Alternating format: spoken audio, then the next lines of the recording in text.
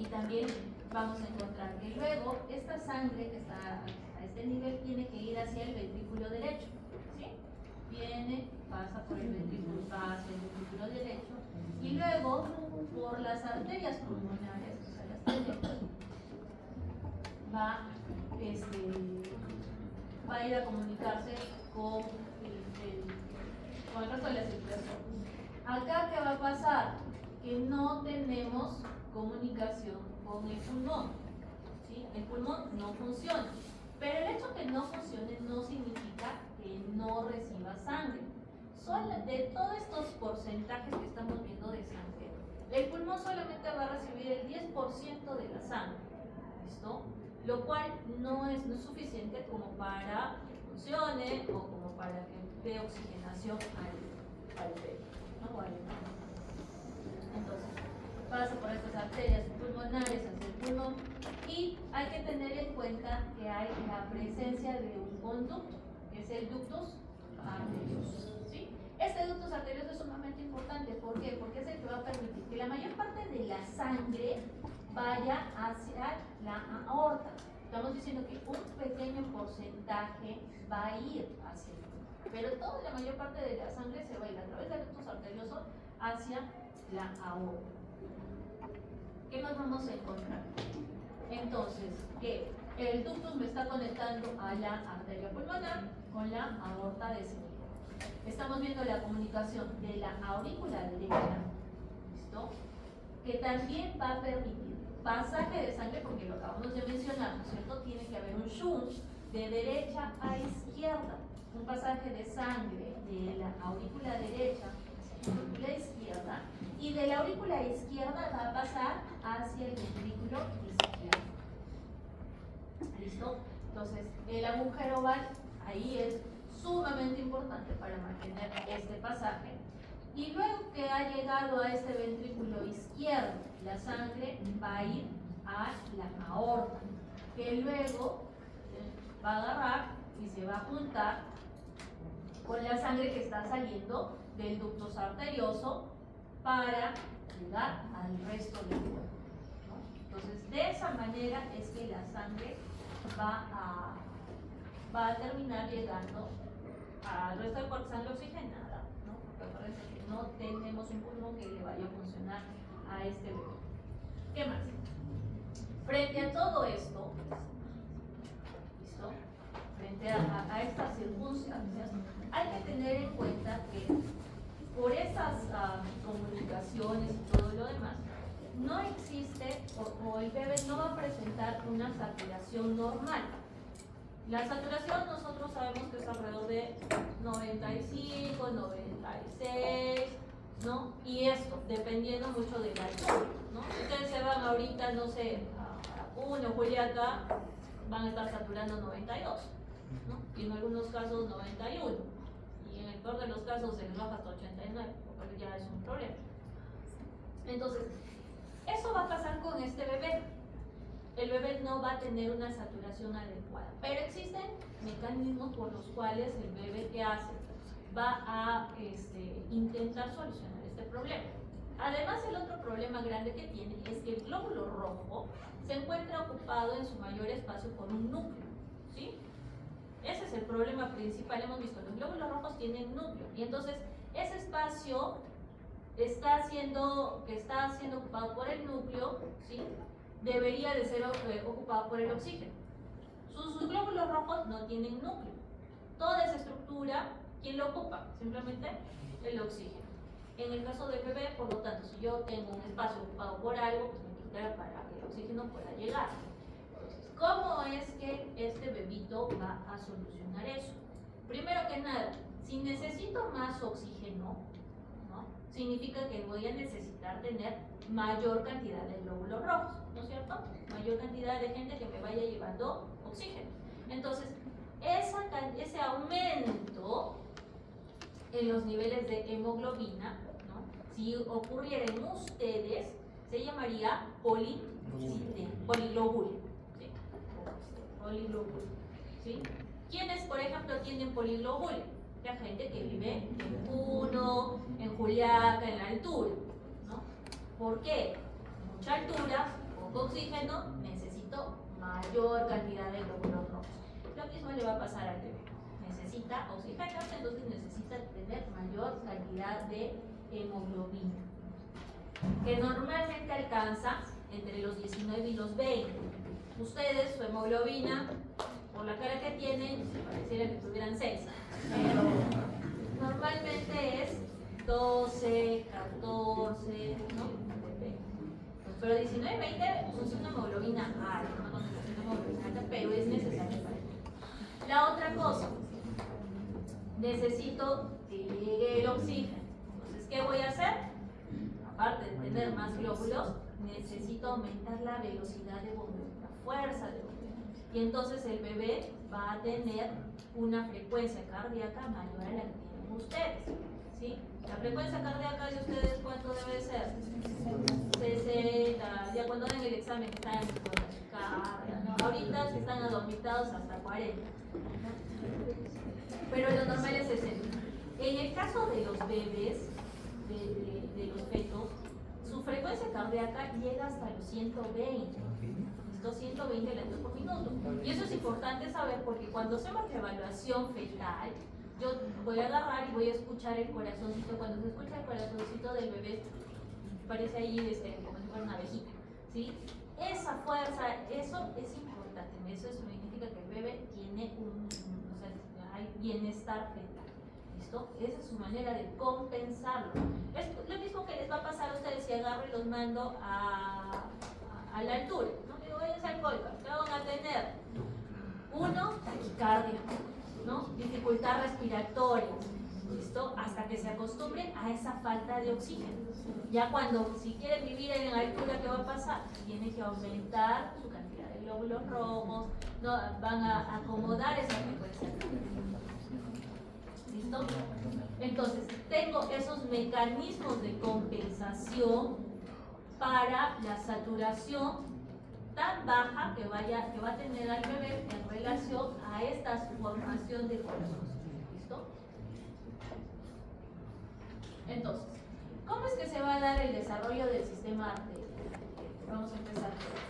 Nos remontamos otra vez a lo que es el saco aórtico. Este saco aórtico, que es el que me va a dar origen a las arterias de los arcos faringios, las cuales salen, ya tenemos las arterias de los arcos faringios, que vienen y se van a conectar ¿con quién? Con la aorta dorsal, ¿sí? A esta aorta dorsal, ¿quién más se le va a unir? Pues la arteria vitelina. ¿Y quién más se le tiene que unir? La arteria umbilical. Entonces todas estas vienen y se van a conectar. ¿Listo? En el caso de este sistema vascular, vamos a tener en cuenta esto, otra vez, la formación del tubo cardíaco, ¿no? Que sabemos que la parte superior es donde se encuentra, aquí, ¿no? Tenemos el saco aórtico, que es a donde van a estar conectados estos vasos de los arcos aórticos. Y en el caso de la parte más caudal hemos dicho que tenemos el seno venoso, ¿sí? Y en medio tenemos pues, la aurícula y el ventrículo. Y en el seno venoso hemos dicho que tenemos los cuernitos, ¿sí? El cuerno derecho y el cuerno izquierdo. Entonces, y en este cuerno es donde van a recibirse las venas vitelinas, se van a recibir también las venas cardinales comunes, que son el conducto de Cuvier, y las venas umbilicales. ¿Listo? Entonces, el saco vitelino tiene una función muy importante, porque ahí hemos visto que es el origen de las células endoteliales en un primer momento y de las células sanguíneas, ¿listo? Y que luego se va a dar pues toda esta red de vasos que van a terminar conectándose con el tubo cardíaco. Entonces tenemos esta diferenciación acerca del sistema arterial, que es lo mismo que les estaba mencionando, ¿no? Los arcos aórticos que vienen a la aorta dorsal, que salieron de acá del saco aórtico, vienen acá hacia la aorta dorsal, viene la arteria vitelina, se une y viene la arteria umbilical y se va a conectar. Esto es lo que puede ser más complicado en cuanto, una de las cosas más complicadas en cuanto a la formación o a la diferenciación de los arcos aórticos. Porque hay que tener en cuenta lo siguiente. De cada arco se va a traducir en la formación de una arteria en especial y en algunos casos va a evolucionar.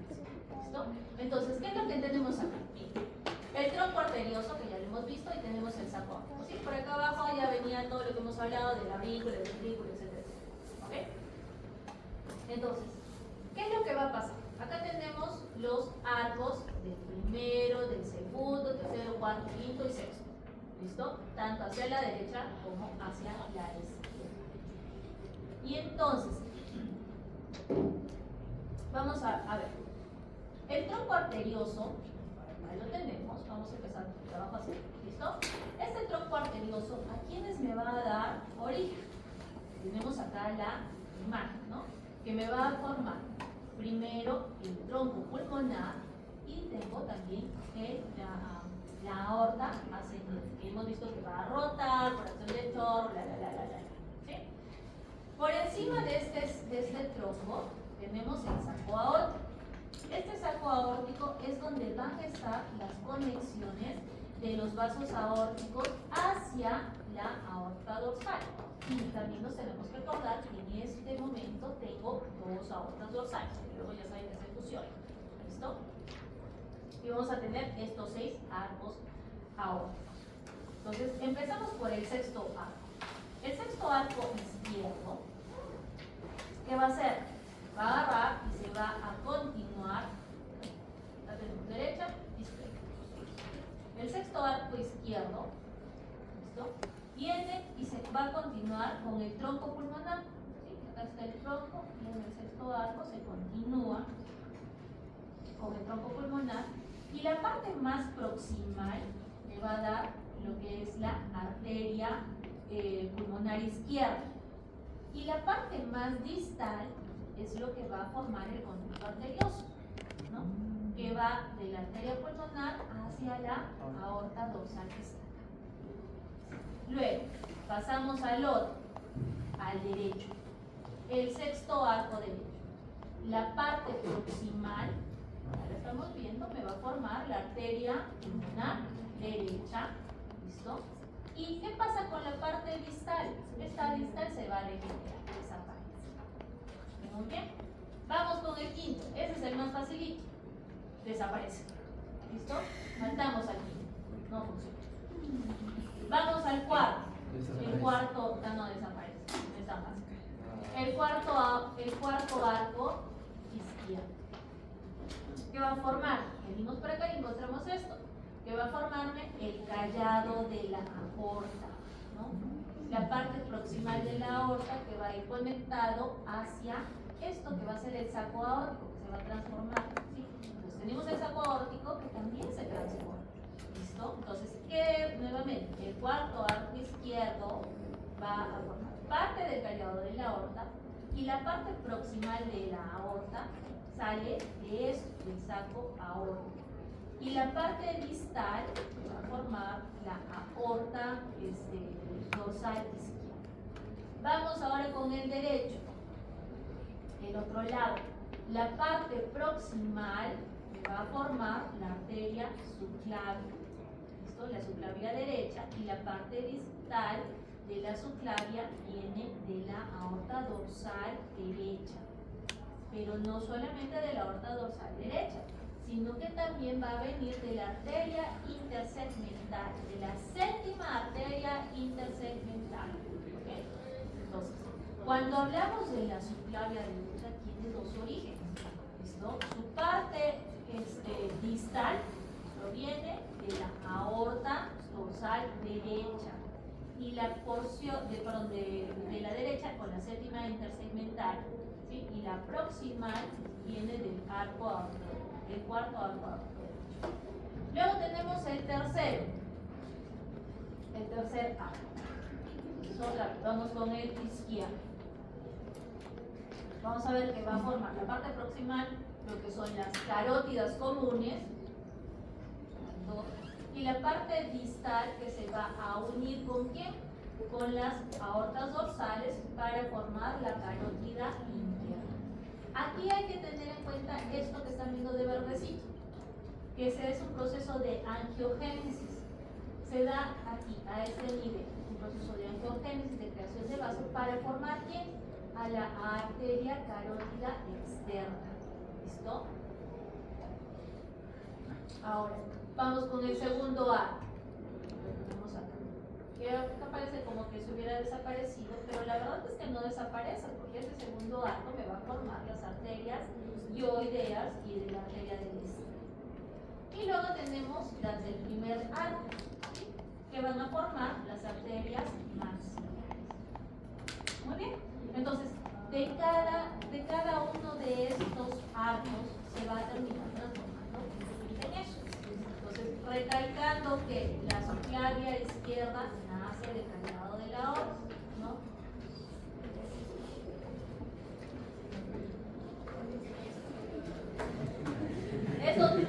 Eso lo tienen que agarrar y leer con calma, ¿sí?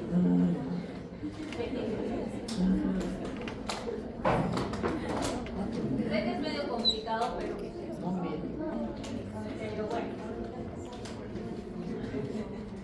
Ahora, vamos con las intersegmentales.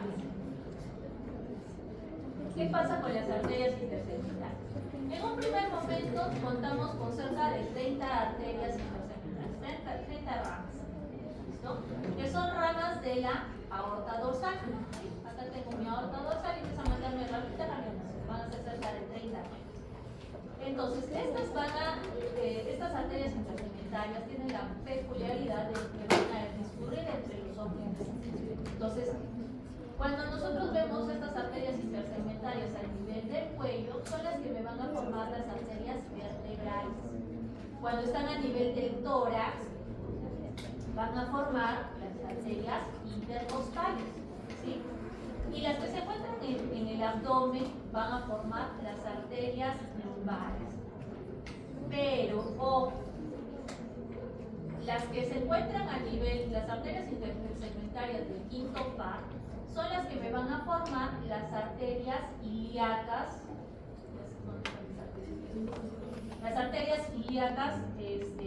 comunes.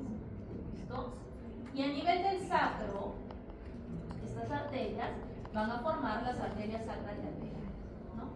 Acordándonos que la séptima arteria intersegmentaria, ¿no? la séptima arteria intersegmentaria, y va a formarme la arteria subclavia junto con la aorta dorsal derecha. Entonces, esto es lo que les estaba mencionando. En el caso de las arterias intersegmentarias, a nivel del cuello, me están formando estas arterias vertebrales. Entonces tengo 7 intersegmentarias cervicales que luego se van a unir para desarrollar la arteria vertebral. Y luego esto se va a separar. ¿Por qué es importante la arteria vertebral?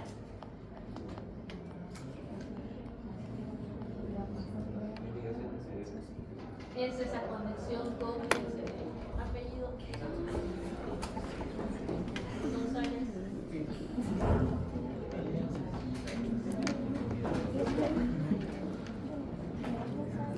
Y eso es lo que tenemos, ¿no? Esto es lo que hemos visto. Hemos visto la angiogénesis, ¿no es cierto?, de la carótida externa. Tenemos la arteria vertebral, ¿no? Y acuérdense de esto tan importante, que es el polígono de Willis, constituido por la cerebral anterior, la cerebral media, la cerebral posterior, y acá viene la conexión, ¿no es cierto?, con la arteria vertebral. Importante para el sistema circulatorio del cerebro, ¿no? Generalmente, por ejemplo, los aneurismas a nivel cerebral se dan a nivel de la arteria cerebral media, pero lo importante es que tenemos conexión con las otras arterias.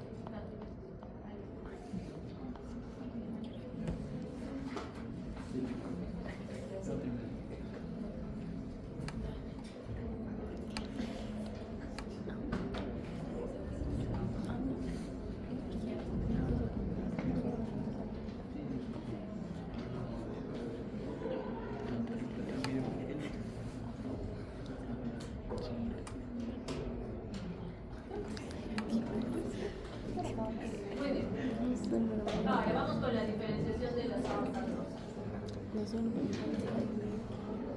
Entonces, nosotros hemos visto al inicio que tenemos dos aortas dorsales. ¿Sí?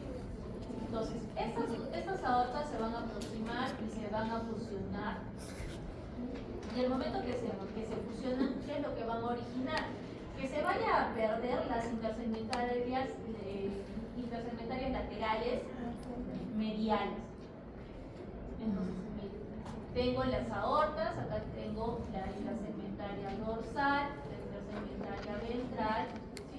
Vienen, se fusionan y lo que perdemos son estas intersegmentarias, ¿no? Las intersegmentarias mediales, laterales mediales. ¿Por qué? Porque van a formar un solo vaso con las intersegmentarias laterales que van a ir hacia dónde, a irrigar nuestras estructuras. Que recuerden que acá estaba la cresta urogenital, ¿sí? Con los conductos de Wolff, los túbulos renales. Y entonces, esta arteria intersegmentaria lateral es la que me va a formar las arterias que van a irrigar al riñón, que van a irrigar a las gónadas y que también irrigan a las glándulas suprarrenales. ¿Sí? Entonces tengo acá la arteria renal, la arteria gonadal. ¿Listo? ¿Qué más vamos a encontrar? Que en el caso de las dorsales, que están acá, ¿sí? Estas dorsales, como están viendo, no se van a juntar, ¿sí? Se mantienen tal cual. No se juntan, sino que lo siguiente que van a hacer, y que están viendo acá, es que se van a empezar a ramificar. Y entonces se ramifican y me van a dar ramas anteriores y posteriores. Las anteriores a nivel torácico van a formar parte del vano intercostal, ¿sí? De la arteria nervio intercostal. Mientras que las anteriores van a agarrar y van a venir por acá, y se van a hacer ventrales. Para formarme qué arteria, la arteria mamaria, donde la mamaria interna es la rama anterior de la intersegmentaria dorsal. ¿Qué más tenemos? Vamos a encontrar las intersegmentarias ventrales. Acá tengo las dorsales, acá tengo las ventrales. Vienen por acá las intersegmentarias ventrales, se van a unir, juntan y me están formando un solo vaso que va a ser el tronco celíaco. Este tronco celíaco es el que me va a estar irrigando a las estructuras que derivan del intestino. ¿Listo? Entonces, las intersegmentarias dorsales hemos visto que una porción me va a formar las intercostales, la porción anterior me va a formar la mamaria interna. De las intersegmentarias laterales se originan las arterias que van al riñón, a las gónadas y a la suprarrenal, y de la intersegmentaria ventral me sale el tronco celíaco que irriga el intestino anterior.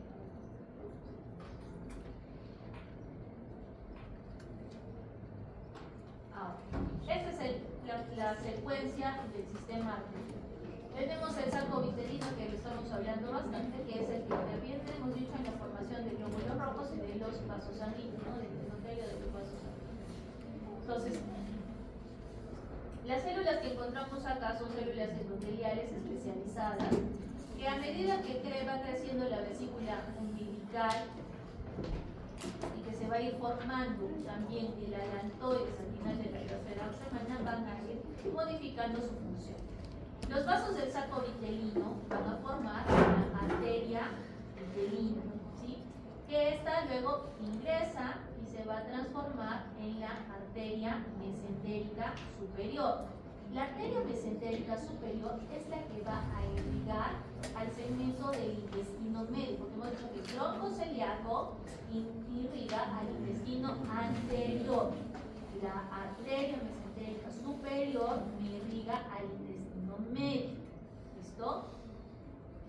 Ahora, la arteria umbilical, ¿qué va a pasar? Con la umbilical viene, tenemos la umbilical, se va a transformar en las arterias ilíacas internas, en las arterias vesicales superiores, y la parte más distal de esta arteria umbilical umbilical es la que se va a transformar en el ligamento umbilical medio. ¿Qué más nos falta acá? Hemos dicho troncoceliaco, mesentérica superior, y nos falta hablar de la mesentérica inferior. La mesentérica inferior, que es la que va a irrigar al intestino posterior.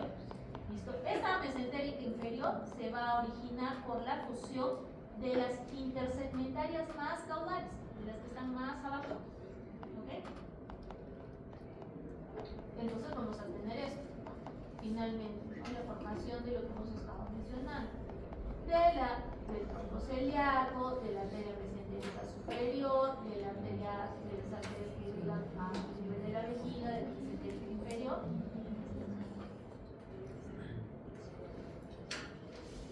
¿Qué pasa con el sistema venoso? Vamos otra vez. El saco vitelino. ¿Sí? Entonces, el saco vitelino hemos visto que de acá sale la vena vitelina. ¿Y hacia dónde va?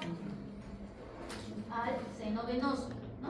Entonces, la parte más caudal de nuestro tubo cardíaco, por debajo de la aurícula, ahí encontramos el seno venoso con la presencia de los cuernitos, ¿no? Que es a donde van a llegar la vena cardinal común, alias también conducto de Cuvier, la vena vitelina y la vena umbilical. Todas estas tres me llegan acá, al seno venoso. ¿Listo? ¿Qué más vamos a encontrar después? Que de este segmento, que va a ser el intestino anterior, va a salir una evaginación. Miren, acá tengo el corazón, ¿sí? Acá tengo el seno venoso con sus cuernitos y me ha recibido a la vena umbilical, a la cardinal y ¿qué va a pasar? Tengo mi intestino, este es el tubo intestinal primitivo, ¿listo? En el segmento del intestino anterior, ¿qué pasa? Empieza a haber evaginaciones, salen como un montón de bolitas, que están constituidas por endodermo, de la cual van a salir ramas que se empiezan a comunicar y a crecer, formándome los hepatocitos. Entonces, los hepatocitos son más que nada células endodérmicas que salieron de este tubo del intestino anterior. ¿Okay? Y entre ellos empieza a formarse una red que son los sinusoides y los conductos biliares. ¿Sí? ¿Se acuerdan de cómo es la distribución del hígado? Entonces, la sangre que llega por los capilares, ¿qué es lo que va a pasar? Se va a agarrar y se va a conectar, se conecta con la vena vitelina. Entonces, acuérdense, acá está mi vena vitelina, ¿sí? Empieza a ramificarse, y entonces empiezan a conectar con las venas vitelinas y va a formar eso, lo que nosotros conocemos como el sistema porta, ¿sí? Como el sistema porta venoso. Eso con la vitelina izquierda. ¿Por qué? Porque la vitelina derecha involuciona. Chao, vitelina derecha. ¿Listo? Las venas vitelinas, ¿qué van a hacer? Van a seguir, o lo que hacen es seguir al conducto ónfalo-mesentérico. ¿Listo? Siguen el conducto ónfalo-mesentérico, que es el que conecta la vesícula umbilical con el segmento del intestino medio. Porque parece que todo esto, esta parte, proviene de un segmento del intestino anterior, como muchas otras cosas que después vamos a ver. ¿Okay? Entonces, esto es lo que vamos a encontrar. Tenemos el seno venoso, tenemos acá los cuernitos, me llegaron las cardinal común, me llegaron las venas vitelinas y también me llegó la vena umbilical. ¿Sí? Estas venas vitelinas son las que se van a, digamos, entrelazar con las estructuras que salieron de este tubo del intestino anterior para formarme este sistema, que son los sinusoides hepáticos, es el sistema venoso portal, ¿no es cierto? Que se comunica con las vitelinas y por abajo, ¿no? Va a haber una anastomosis también intervitelina. Entonces, ¿qué va a a pasar? Que esta vena vitelina derecha va a desaparecer, ¿sí? Y vamos a tener eso, ¿no? La comunicación de una sola vena vitelina que tenemos la cava inferior, que esta va a ser la vena suprahepática, que me va a dar las ramas, la vena hepática derecha, la vena hepática izquierda, que se está ramificando con los sinusoides hepáticos, y por abajo que se comunica con la vena porta, la cual se comunica con la vena mesentérica.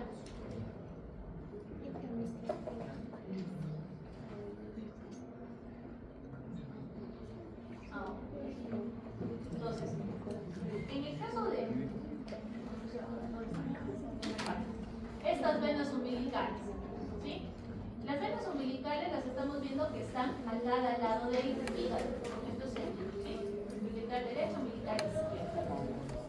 Y lo que hacen estas venas umbilicales es llevar sangre oxigenada, y que con el desarrollo del hígado, las venas poco a poco, estas venas van a ir dejando su conexión con el corazón y se van a ir ¿hacia dónde? Hacia el hígado, van a ir vaciándose hacia el hígado. La vena umbilical derecha, esta vena, va a agarrar y va a desaparecer, ya no la encontramos, y la vena izquierda es la que finalmente va a estar transportando la sangre oxigenada desde la placenta hacia el embrión.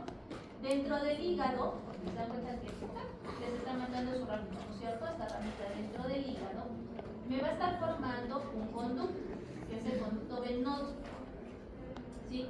Que es el que va a estar conectando ¿a quién? A la vena umbilical, vamos acá, la vena umbilical izquierda, con la vena cava inferior. ¿A través de quién? De este segmento, que es la vena suprahepática. Acá lo tengo, vena suprahepática, el conducto venoso, y acá tengo la vena cava inferior. Acuérdense, todo esto simplemente es la vena umbilical izquierda. La derecha simplemente desaparece. ¿No? Muy bien, ahí nos quedamos.